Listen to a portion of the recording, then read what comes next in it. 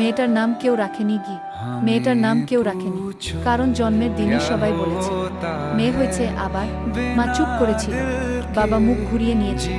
আর মেয়েটা, সে তখনও জানত না এই পৃথিবীতে আসাটাই তার সবচেয়ে বড় অপরাধ হয়ে যাবে। শৈশব, ছোটবেলায় সে নতুন জামা পায় না, ভাঙা চুড়ি পরে খেলত, ভাইয়ের পুরনো জামা সেলাই করে, মায়ের চোখের জল লুকানো থাকত। স্কুলে যেতে চাইলে বলা হতো মেয়েদের বেশি পড়াশোনা লাগে না। সে জানালার পাশে বসে অন্য মেয়েদের স্কুল ড্রেস দেখত আর মনে মনে বলতো, আমি কি মেয়ে না? বিয়ে, 16 বছর বয়সে তাকে বিয়ে দেওয়া হলো। বরের বয়স কেউ জানে না, শুধু বলা হলো ভালো ঘর, কষ্ট হবে না। কিন্তু বিয়ের পর প্রথম দিন শাশুড়ি বলেছিল, এখন থেকে তুমি কাজের মানুষ। সকাল 5টা, রাত 12টা, কাজ শেষ হয় না। একদিন অসুস্থ হয়ে পড়লে শুনতে হলো মেয়ে মানুষ অসুখ করে না, নাটক করে। কি স্বপ্ন ভাঙা। একদিন সে সাহস করে বলেছিল, আমি একটু কাজ করতে চাই। শ্বশুর বলেছিল, আমাদের ঘরের বউ বাইরে কাজ করবে?